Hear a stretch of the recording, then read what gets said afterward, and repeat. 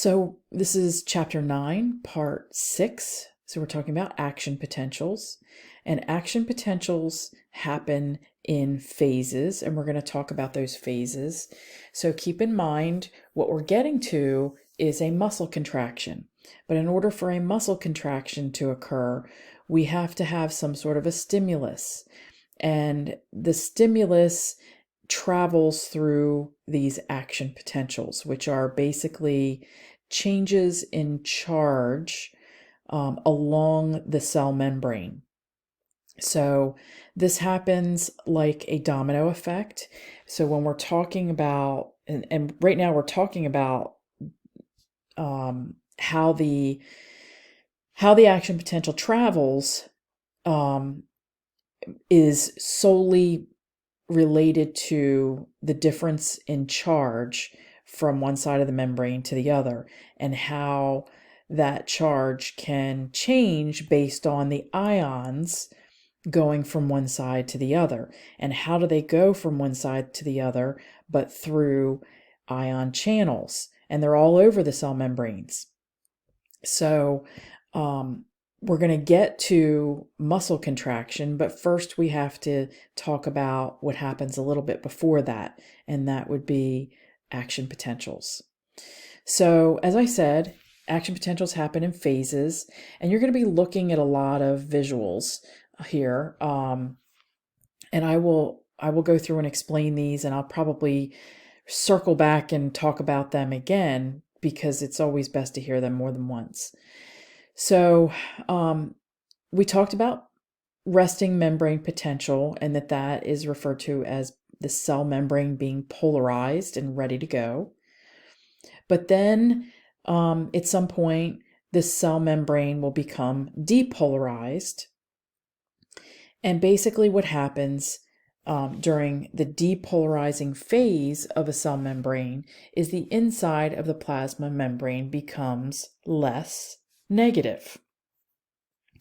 And that happens because certain gates, certain channels, ion channels open, and certain ions flow into the cell, bringing their particular charge along with them.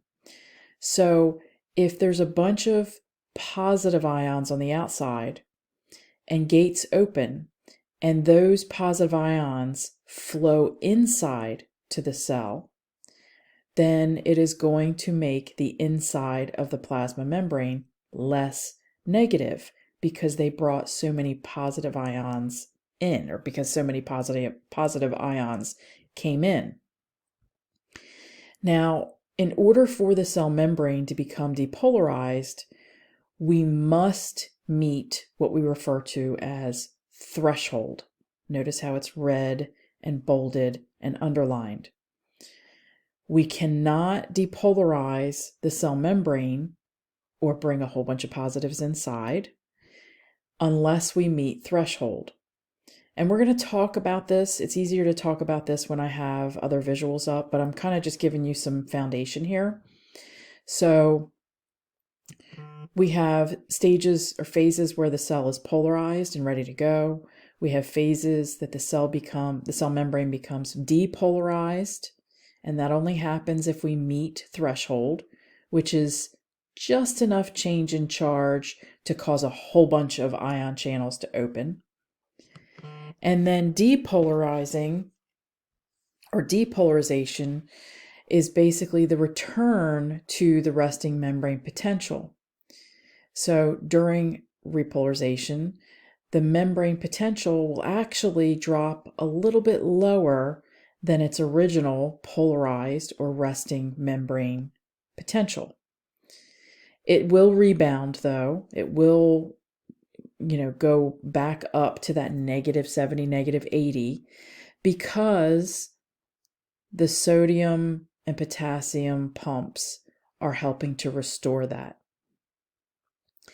So another little piece of information that's important to remember is that when an action potential is going to happen, and you may hear me later on refer to it as firing, because it's like a a signal or an electrical current, it's either going to completely fire or not. It will either go or won't go. And that is referred to as the all or none principle.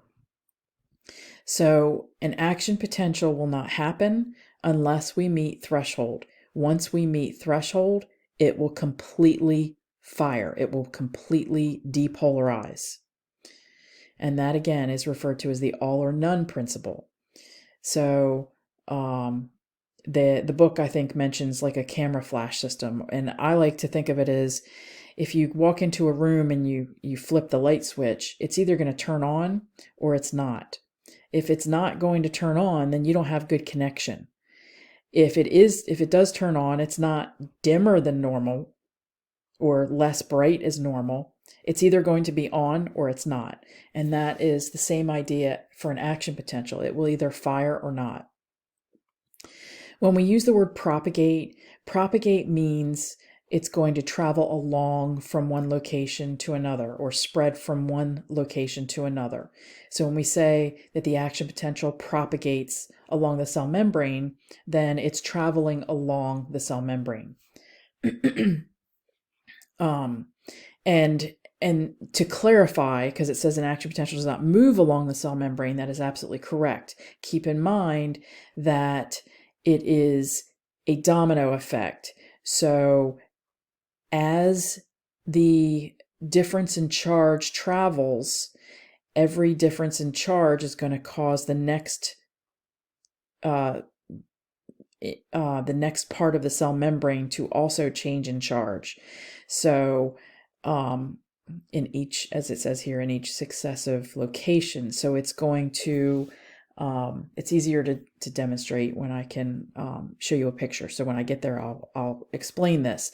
But when I say it's a domino effect, I also sometimes say it's like a domino on a spring effect.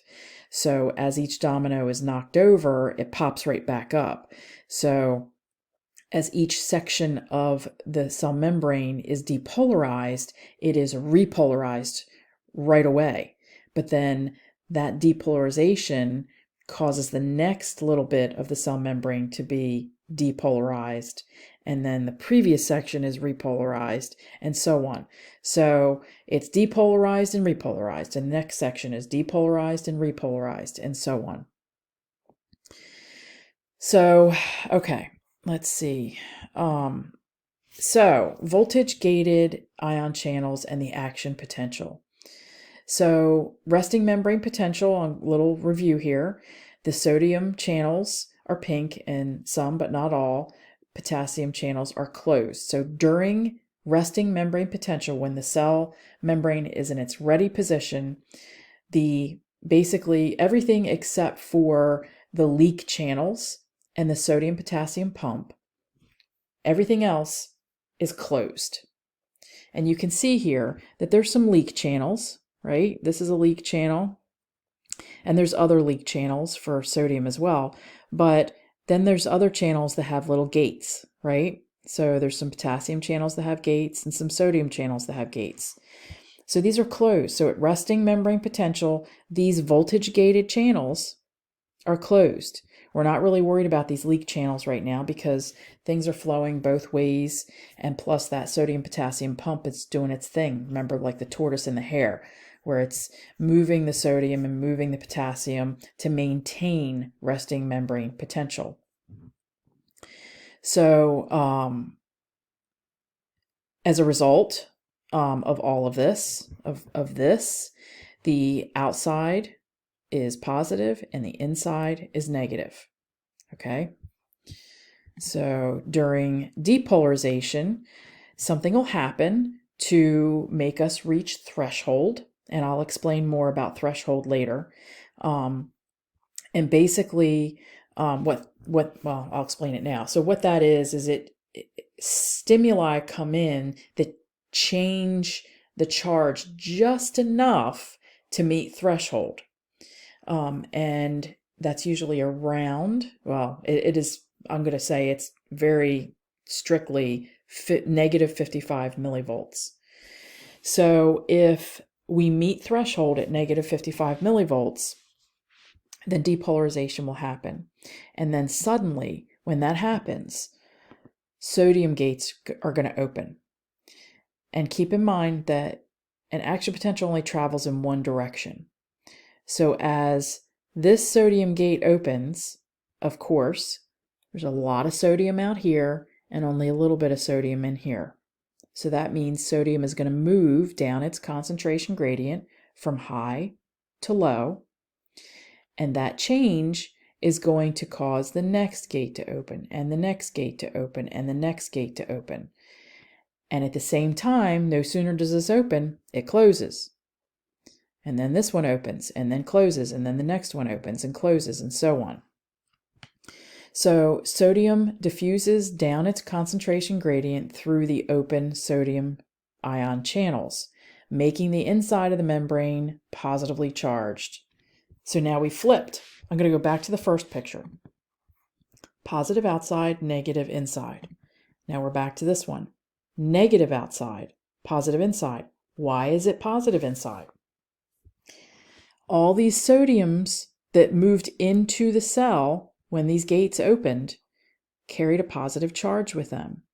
So if we lost all these positives on this side and we gained all of those positives on this side, then that's going to take away the positive here and make this more positive inside.